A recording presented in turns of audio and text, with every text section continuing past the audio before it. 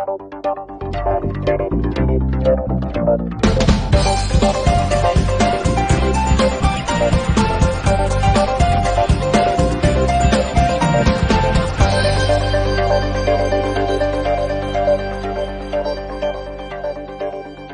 guest for today on the Pioneer Show embodies the breadth of Jewish contributions to American life.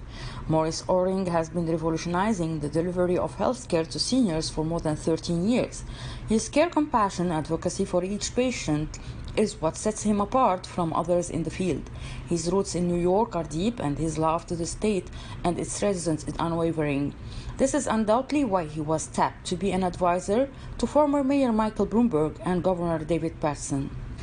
As owner of Bleed Healthcare, Morris has dedicated his professional life to enhancing the way healthcare providers respond to the needs of patients and providing preventive care to ensure overall wellness. His forward thinking has resulted in improved access to quality care, reduced costs, and better patient experience. As the headlines have people leaving New York, Morris is inspired by the opportunities the state can provide for residents and business alike. His most recent investment is in Albany, with the purchase of a hotel that will provide guests with a space that has a home away from home feel with every stay.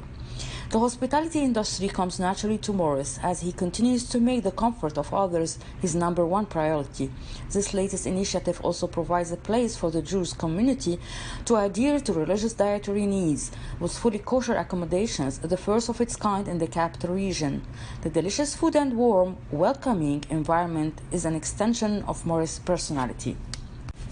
Morris is an executive with a vision for the people his businesses have the opportunity to serve and for the state of New York. For Morris, it is people first, and that is his key to success. So, as we introduced Morris Oiring in our in the beginning of the show, you are the CEO of the Oiring Hospitality Group and a successful story to tell. So, Morris, I know you are on the way to go back to New York. We are recording now from the airport.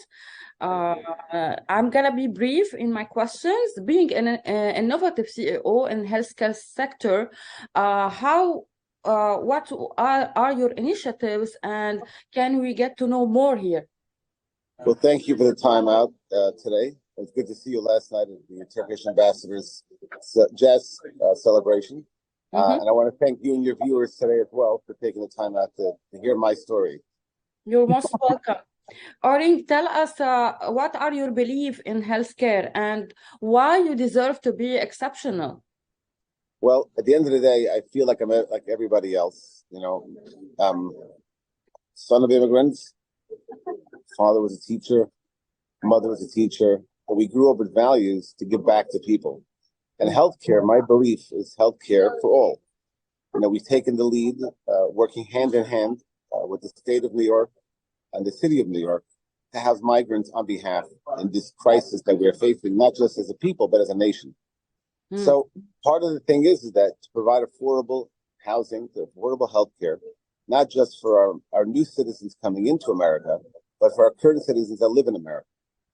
So I started 14 years ago after working on several successful campaigns, including Mayor Michael Bloomberg, Governor Spencer Patterson, working hand in hand with Governor Patterson being my mentor, with the understanding of how we as people can contribute back to society, working within our current world.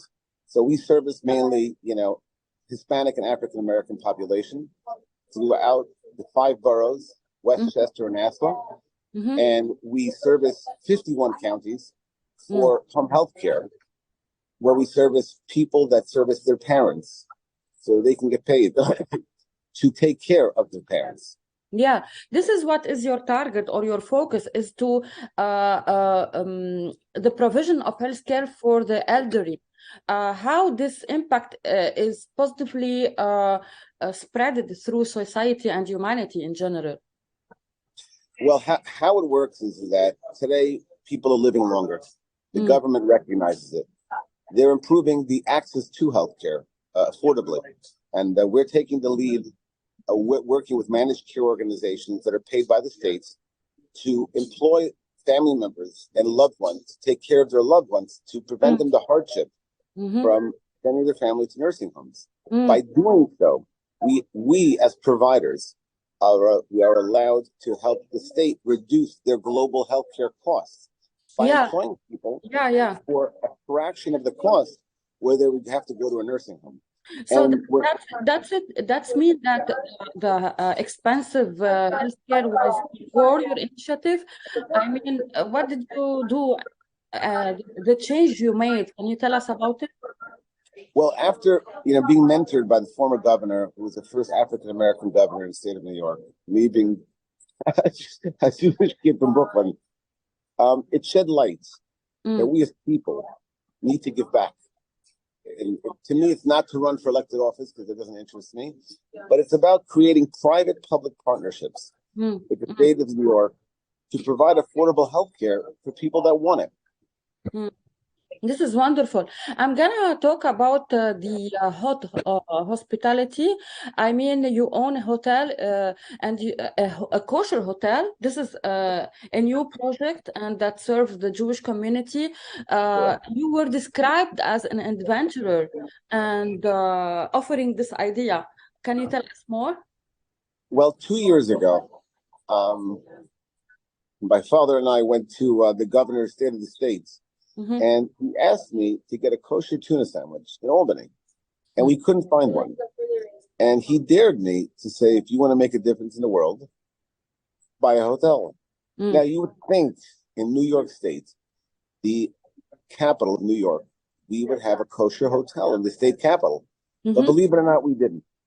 So I located an asset, which was closed because of COVID, and we were able to add a kosher caterer and to go ahead and to add that aspect to service all Jews in Albany, religious, not religious.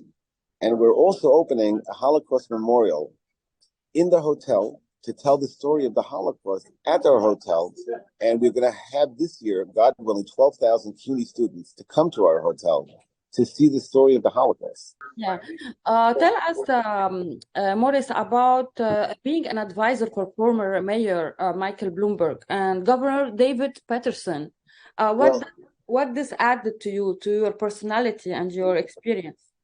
Well, working on the mayor's campaign allowed me the opportunity to work hand in hand with Patty Harris, Stu Lozer, the mayor directly and indirectly, Jonathan Greenspun, Fred Preisman, who's a commissioner today in the mayor's office, to understand that even a person at his level decided to stop his life and give back. And that allowed us as young individuals to work in the capacity that we could to improve the city of New Yorker experience by better services, creating creative campaigns of awareness. Working with Governor Patterson in my capacity with him was to have a different approach, understanding the African American community, the Hispanic community, and we're all the same. And that was one of the things that he instilled in me was, sometimes you have to lead by example. And if you're not an elected official, which I'm not, is to do it through business by creating affordable vessels. We're providing quality care. And that's one of the things that he emphasized on me. So maybe after the Abraham Accord, we can see some rapprochement between all religious communities. Do you think, or do you have any idea to do business in UAE, for example? I have been to UAE. I've been to Qatar, Bahrain with Rabbi Shem Tov. We've met with a lot of the members of the royal family. And that's one of the things we're looking to do in the future, to have a collaboration on, with their government and their population under the U.S. Constitution, what permits us to do business there, to improve the quality of life of folks up in the UAE as well.